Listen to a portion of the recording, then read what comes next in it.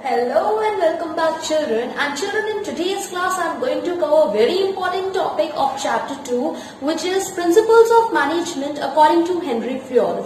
And you know, like total 14 principles are there, and if I'll start explaining it in a single video, it will be difficult for you to understand. So that's the reason why I have divided these principles in different videos, and thus it will be easy for you to understand it. So let's get started.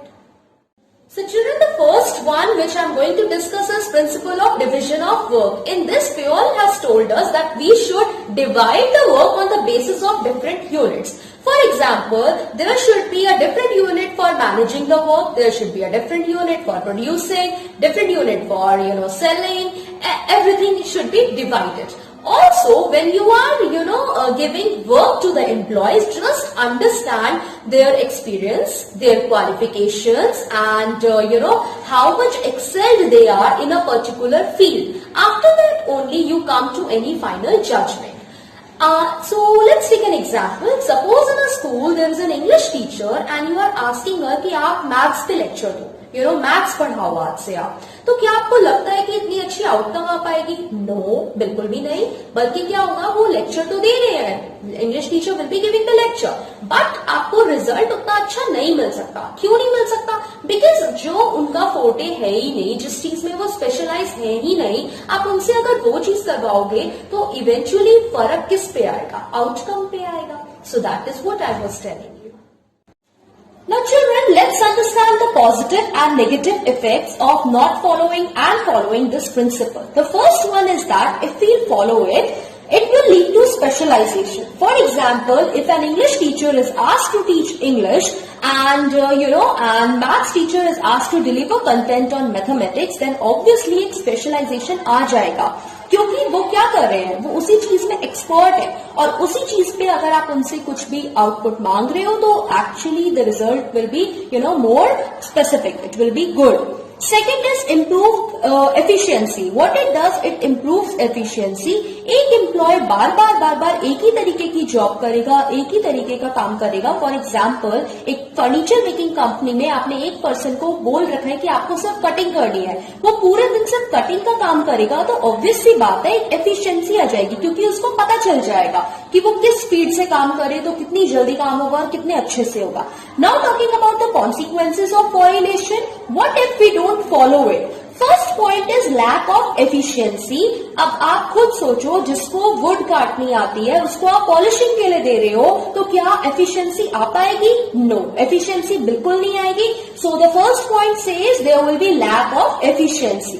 The second point says specialisation will not be there. अगर आप किसी को maths teacher को बोल रहे हो English पढ़ाने के लिए, तो जाहिर सी बात है कि उसमें स्पेशलाइजेशन आ ही नहीं सकता है, because that teacher is not excelled in that particular subject. Now the third point is chances of duplication of work. अब आपने क्या किया, एक एम्प्लॉय आया, उसने फिनिशिंग कर दी किसी भी टेबल की, उसके बाद दूसरा आया, उसने और दोबारा उसको साइड से बचा हुआ था वो कंप्लीट कर दिया. So that will eventually lead it will lead to duplication of work. There will be not proper work नहीं होगा. So it has been said by Fayol that what we have to do is we should follow the principle of division of work. So children, let's talk about the second principle, which is principle of authority and responsibility. So before I further move into the principle, let's first understand what is an authority and what is responsibility. So authority means जब आपके पास कोई power है. Power किस चीज की? किसी को instruction देने की, किसी को कमांड देने की, किसी को कोई ऑर्डर पास करने की. एंड रिस्पॉन्सिबिलिटी मीन्स आपके पास क्या है, आपकी कोई किसी काम को करने के लिए आपकी कोई ड्यूटी है, कोई जिम्मेदारी है आपकी. So now let's move further. Now children, Fayol has stated that there should be an adequate balance between authority and responsibility. There should be a balance. Means power उतनी ही दी जानी चाहिए जितना काम दिया गया है. Otherwise there will be a problem. For example, if authority is greater than responsibility, अगर authority अगर आप ज्यादा दे देते हो responsibility से, तो आपको negative results मिलना स्टार्ट हो जाएंगे ऑर्गेनाइजेशन में. Why?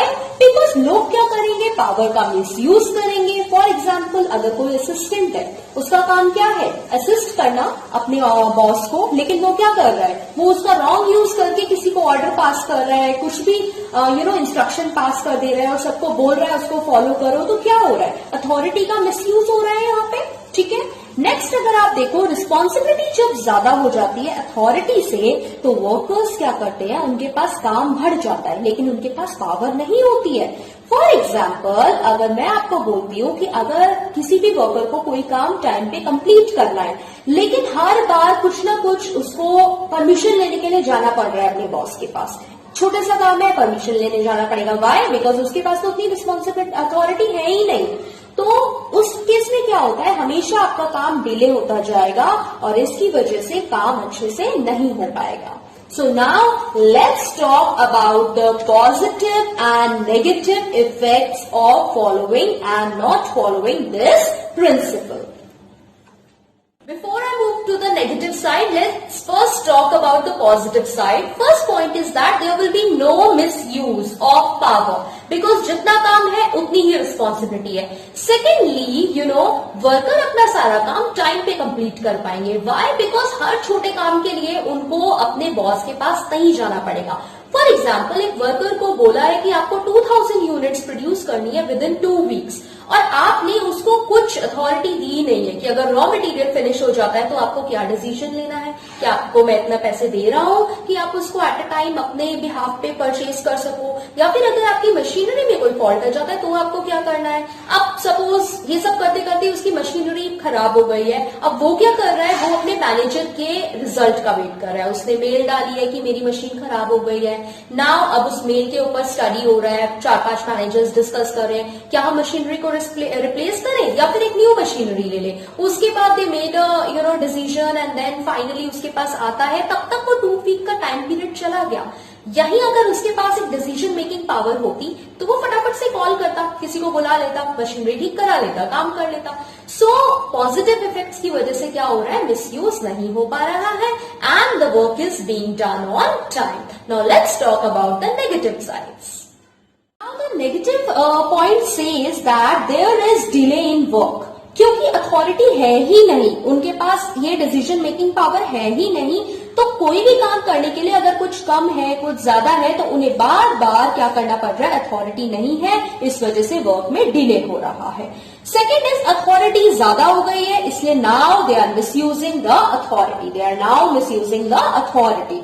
And third one is because responsibility is so much, very much, so they are overburdened with work, overburdened with the work. So children, with this we have completed 2 major principles of FIRST, and I hope you understood these 2 principles. So next principles we will be taking in the next class, and till then bye bye and take care.